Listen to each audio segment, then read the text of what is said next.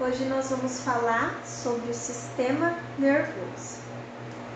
Gente, o sistema nervoso é o mais importante, né? Por quê?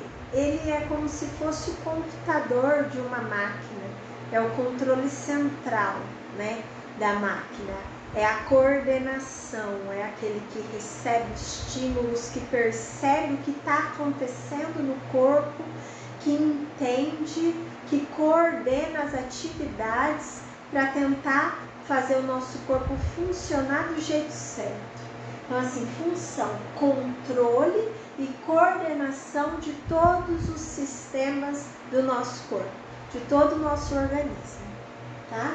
Então, assim, outra função, como que ele controla, como que ele coordena? Através de 3 funções, a sensitiva, a integradora e a motora. Então, assim, a sensitiva, os nervos sensitivos, eles captam informações do meio externo ou do meio interno, do nosso próprio organismo, do que está acontecendo ali dentro mesmo do nosso organismo. Então, os nervos, eles captam essas informações e levam para o sistema nervoso central essas sensações. Então, essa é a função sensitiva do sistema nervoso. O nome já diz, função sensitiva, captar as sensações e levar ao sistema nervoso central. Função integradora é a continuidade dessa primeira função sensitiva. Então, a integradora, depois que traz essa sensação através dos nervos para o sistema nervoso central, a função integradora faz com que o sistema nervoso central processe e interprete essa sensação recebida. Então, ele processa e interpreta. Então, é uma função integradora, de integrar, coordenar. E aí, a última, que é a função motora. Depois que houve a sensibilidade, foi levada ao sistema nervoso central, entendeu o que está acontecendo, daí vem a função motora. Os nervos motores conduzem a informação do sistema nervoso central em direção aos músculos e às glândulas. Então, é como se fosse uma reação. Houve uma captação de sensação, houve uma interpretação, o sistema nervoso central entendeu, integrou aquilo que está acontecendo e daí existe uma reação que parte do sistema nervoso central. E essa reação vem em forma de função motora, né? Ou então vem numa forma involuntária, que é através das glândulas do nosso corpo que vão produzir algum tipo de hormônio. Isso é involuntário. Já a função motora pode ser uma reação do sistema nervoso central. Por exemplo, coloquei a mão numa superfície quente, né? No momento que eu coloco a mão, a minha terminação nervosa leva esse estímulo quente ao meu sistema nervoso central, chega lá, função integradora. Eu entendo o que está acontecendo, eu processo que aquilo ali está quente. E aí o sistema nervoso central envia uma função motora, tira a mão dali.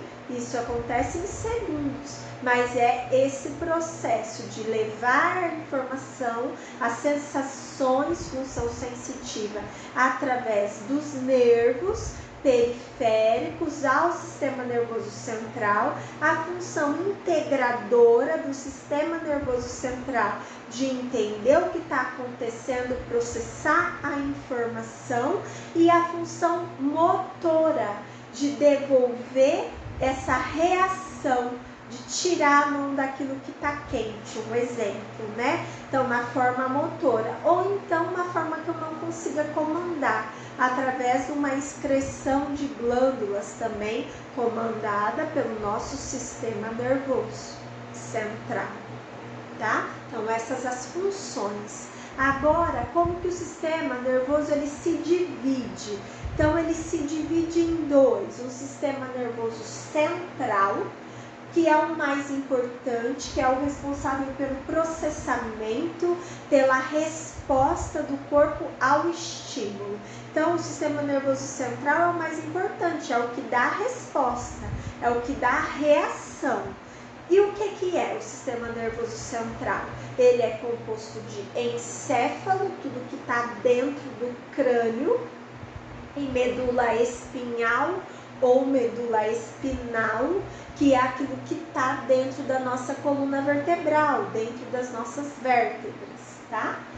E aí o sistema nervoso periférico, o nome já diz, é periférico, é na periferia, tá? Então não é mais central, é periférico, representado por nervos, por gânglios, por terminações nervosas, por tudo aquilo que faz a gente ter sensações. Então todas as sensações, elas são sentidas pelas nossas terminações nervosas e levadas ao central, mas elas são sentidas pelo sistema nervoso periférico. Então são vias que transmitem o estímulo ao sistema nervoso. Então eu pego esse estímulo através do sistema nervoso periférico, através dos nervos, das terminações nervosas, e aí esses nervos e essas terminações levam esse estímulo ao sistema nervoso central para processar aquilo. Então é dividido em central, que é o mais importante, o responsável pela reação, que é encéfalo dentro da caixa craniana e medula dentro da coluna vertebral. E sistema nervoso periférico, que são nervos, gânglios periféricos na periferia do corpo e terminações nervosas, por onde a gente tem as sensações. Aí um desenho do sistema nervoso. Então, encéfalo na caixa craniana, medula espinhal. Esse é o sistema nervoso central. Periférico são os gânglios e os nervos e as terminações nervosas por todo o nosso corpo. Daí o tecido nervoso. Então, pelo que o tecido nervoso é formado? Por células. Quais são? Neurônios e células da glia. Então, um tecido nervoso, um tecido com essa função, é formado de neurônio e células da glia. O neurônio é a parte fundamental do sistema nervoso. Então, é a estrutura funcional especializada para a comunicação rápida. Ele tem qual função? O neurônio tem a função de receber, processar e enviar informações, né? Aí um desenho de um neurônio. Então ele tem um corpo celular, um núcleo celular. E ele tem dendritos, que são ramificações. Ele tem um prolongamento, que é o axônio, que conduz o impulso nervoso. Então o núcleo do neurônio, ele fez o impulso, ele processou o impulso, ele reagiu, e esse impulso foi transmitido como? Esse impulso nervoso veio através do axônio. Esse axônio tem a bainha de mielina, que vai estar protegendo, tá? Outro desenho de neurônio, bem parecido com o primeiro, corpo celular, dendrito, axônio, e ali no axônio a bainha de mielina para proteger. Aí a gente tem a estrutura do neurônio e assim, para que ela serve? Então, o corpo do neurônio. O corpo é constituído de núcleo, pericárdio, que dá suporte metabólico a toda a célula. Então, assim, o corpo do neurônio vai determinar a atividade da célula. O axônio é um prolongamento único no neurônio e longo, responsável por conduzir o impulso nervoso. Então, o impulso foi fabricado lá no corpo do neurônio, mas ele foi conduzido pelo axônio. E os dendritos, que são as ramificações, são prolongamentos em forma de ramificações que emergem do pericárdio e do final do axônio, responsáveis pela comunicação entre os neurônios através das sinapses. Então, sinapses fazem comunicação.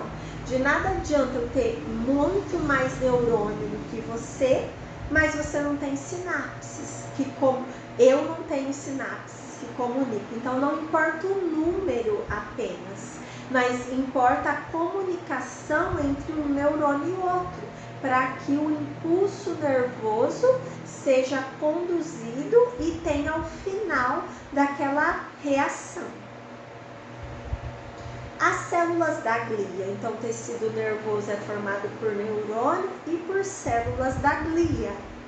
Células da glia ocupam os espaços entre os neurônios e têm como função sustentação de neurônios, revestimento ou isolamento e modulação da atividade neural. Então, isola para que aquele impulso passe realmente por dentro daquele axônio, seja conduzido de um neurônio ao outro.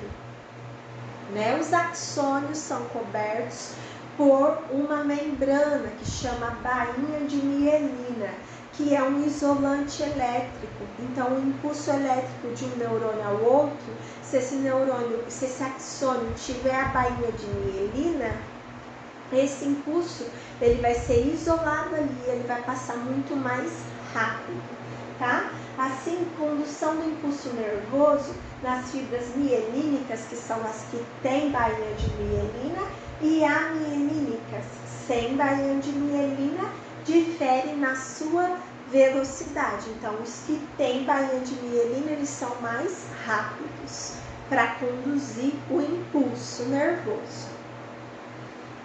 Aí o sistema nervoso central. O que é o sistema nervoso central? Então, é tudo que está dentro do crânio, mais medula espinhal dentro da coluna vertebral. O que é que está dentro do crânio? O nosso encéfalo. O nosso encéfalo, ele é dividido em cérebro, cerebelo e tronco encefálico. Então, o encéfalo, que é tudo que está dentro da caixa craniana, é dividido em cérebro, cerebelo, que é um pequeno cérebro ali embaixo, e tronco encefálico, que tem esse nome porque é uma estrutura que é semelhante a um tronco mesmo, que apoia a base do nosso encéfalo, tá? Então, tudo que está ali dentro é encéfalo. Desculpa, o tronco encefálico apoia a base do nosso cérebro. O encéfalo, então, é o cérebro, o cerebelo e o tronco cerebral. Já o tronco encefálico. Já o tronco encefálico, ele é dividido também em mesencéfalo, ponte e bulbo, que a gente vai ver o desenho. Então, esse é o sistema nervoso central bem simples, tendo encéfalo e medula espinhal. Agora, o sistema nervoso dividido, porque o cérebro, ele está dividido em telencéfalo e diencéfalo. Então, encéfalo é o quê? Cérebro mais cerebelo mais tronco encefálico. Cérebro é o quê? Telencéfalo e diencéfalo. Cerebelo é um pequeno cérebro. E tronco encefálico é mesencéfalo, ponte e bulbo. Tronco encefálico, que é aquela partezinha ali no final, aqui é um desenho só dele, onde a gente tem o mesencéfalo, a ponte e o bulbo, que os três juntos formam a base ali do tronco encefálico, que comunica-se a base aqui do cérebro, né, com a medula espinhal. A comunicação é feita através do tronco encefálico. No sistema nervoso central existe substância cinzenta e substância branca. A substância cinzenta ela é formada pelo corpo dos neurônios. A substância branca é formada pelo prolongamento dos neurônios. Quando a gente fala de encéfalo, a gente tem superficialmente a substância cinzenta e mais profundamente a substância branca. Quando a gente fala da outra parte do sistema nervoso central, que é a medula espinhal, a gente inverte as posições da substância. Então, se no encéfalo eu tenho substância cinzenta mais superficial e substância branca mais interna, na medula ocorre o contrário. Então, eu tenho substância cinzenta mais interna e substância branca mais externa. Medula espinhal. A medula é uma massa cilindroide de tecido nervoso, então em forma de cilindro, situada dentro do canal vertebral, então dentro da coluna vertebral, dá origem a pares de nervos espinhais, pares de nervos que partem da espinha, da coluna, da medula espinhal, da raquia, então nervos partem dali. Ela atua como um caminho pelo qual passam impulsos que vão ou vêm do encéfalo para várias partes do corpo. Então é uma mão dupla, tanto sensações vão através dos nervos e das terminações nervosas para a medula, levadas ao sistema nervoso central, quanto reações são trazidas do sistema nervoso central pela medula e ativam uma função motora do nosso corpo. Então, é uma mão dupla de impulsos, de estímulos indo e reações vindo do sistema nervoso central. Então, a medula é esse caminho que faz essa comunicação. Aí, o encéfalo. O encéfalo, a gente já falou que ele é dividido, tudo que tem na nossa caixa craniana, no nosso crânio, é encéfalo. E ele é dividido em cérebro, em tronco encefálico, que é a estrutura que apoia a base do nosso cérebro, e em cerebelo, que é um pequeno cérebro, porque é uma estrutura ali semelhante na parte inferior. Mais uma vez esse desenho. Então, de encéfalo, tudo que está na caixa craniana, dividido em cérebro, tronco encefálico e cerebelo.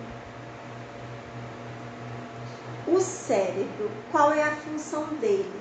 A função mais complexa, a função mais complicada, né? O processamento mais difícil, ele é a função do cérebro. Então, as funções nervosas mais elevadas, contendo centros para interpretação de estímulos, bem como centros que iniciam movimentos musculares, tá? Isso acontece no cérebro, ele armazena informações, é responsável por processos psíquicos altamente elaborados, determinando a inteligência e a personalidade. Então, alguns pacientes que sofrem um TCE, traumatismo craniano encefálico, eles podem desenvolver problemas psíquicos, podem desencadear transtornos psíquicos de personalidade, transtornos bipolares. Por quê? Porque houve um trauma em uma região ali do cérebro e pode alterar a parte psíquica do paciente. Então, um TCE não causa só problemas físicos, sequelas físicas, motoras, na fala, né, na visão, audição. Não, pode também causar sequelas psíquicas no humor, na personalidade do paciente. O cérebro está dividido em dois hemisférios, hemisfério esquerdo e hemisfério direito. E cada hemisfério é dividido em 4 lobos, então frontal, parietal, occipital e temporal. Se eu tive um acidente vascular cerebral no hemisfério esquerdo, eu vou ter sequelas do lado direito do corpo. Acontece um cruzamento aí de função. Então, assim, se eu tive o lado direito, o hemisfério direito do cérebro com um acidente vascular cerebral que atingiu, que vai causar sequelas, se foi do lado direito, a parte do corpo que vai ter sequelas é a parte do corpo esquerdo. Então, existe um cruzamento aí de causa do problema ocorrido nos hemisférios do cérebro e consequência do lado oposto do corpo, tá? Aí o cérebro dividido em dois hemisférios, esquerdo e direito, e em lobos, lobo frontal, parietal, temporal e occipital, aqui atrás. O tronco encefálico, então a gente viu encéfalo, que é dividido em cérebro, tronco, encefálico e cerebelo. E agora a gente viu o cérebro, agora a gente vai ver o tronco encefálico. Ele se divide em mesencéfalo, ponte e bulbo. O tronco é a comunicação da parte do encéfalo, que é superior, com a medula, que é inferior, além de ser a origem dos nervos cranianos. Então, nervos cranianos saem do tronco encefálico, a sede de várias funções ligadas ao controle de atividades involuntárias, como emoções e atividade respiratória. Então, essas atividades têm origem ali no tronco encefálico. Então, isso é involuntário. Por exemplo, a minha respiração, não consigo controlar isso. Agora eu vou respirar, agora eu não vou respirar. Agora o coração vai bater, agora não vai bater, vai contrair, vai relaxar. Eu não controlo isso. Agora eu vou sentir tristeza, agora eu vou sentir alegria. Eu não controlo isso. Então, são funções involuntárias, sensações, atividades involuntárias que não têm o nosso controle e que a maioria delas partem ali do tronco encefálico. Aí, de novo, o desenho do tronco encefálico, que é mesencéfalo, ponte e bulbo. E o tronco encefálico faz a comunicação de encéfalo com medula. Aí o cerebelo. O cerebelo atua na manutenção do equilíbrio corporal, coordena movimentos da musculatura esquelética, recebendo informações de diversas partes do nosso corpo. Então, enquanto o tronco cerebral vai participar de várias funções involuntárias, que a gente não tem controle, o cerebelo vai participar de algumas funções voluntárias, porque coordena os movimentos da nossa musculatura, né? Aí o cerebelo, aqui na base, atuando como um pequeno cérebro. Proteção do sistema nervoso central. Todo o nosso sistema do nosso organismo, ele é protegido. Então, nossos rins têm uma camada que protege, nosso coração tem um saco externo que protege ele, que é o pericárdio.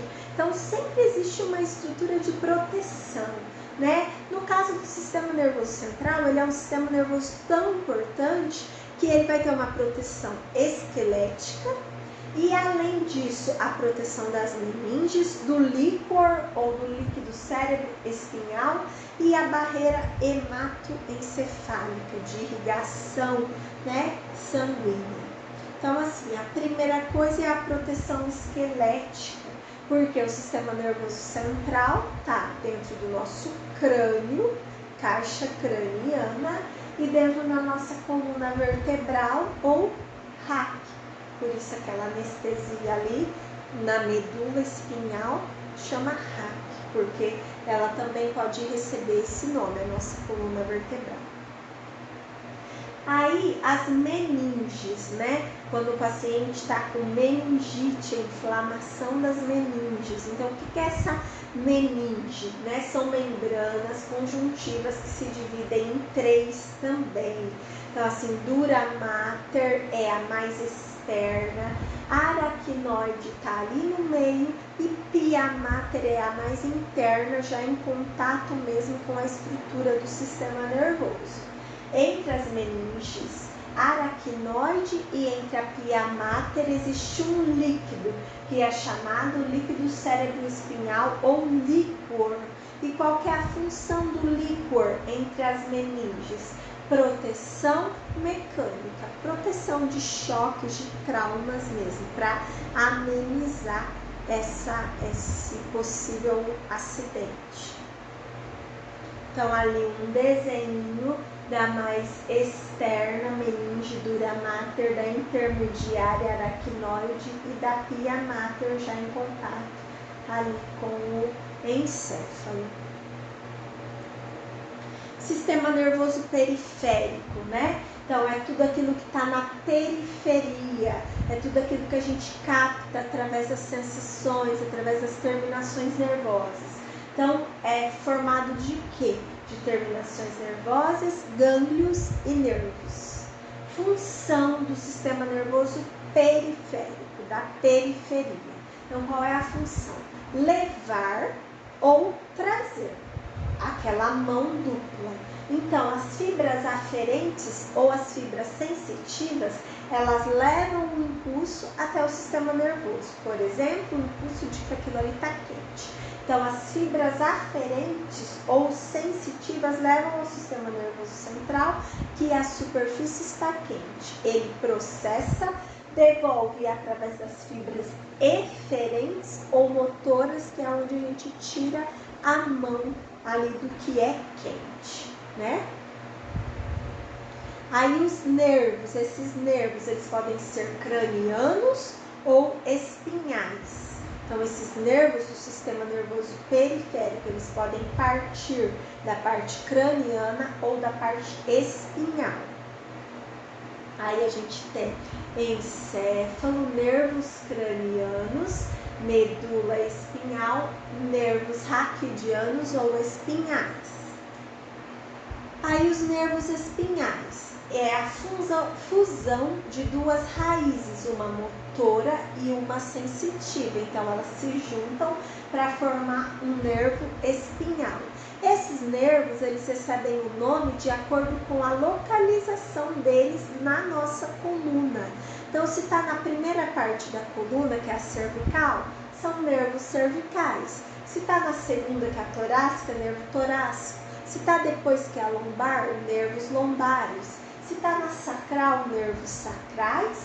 E se está ali perto do cóccix, que é a última estrutura, é um par de nervo coccígeo. Então, a gente tem pares de nervos que partem da medula espinhal, recebem o nome de acordo com a localização deles na nossa coluna vertebral.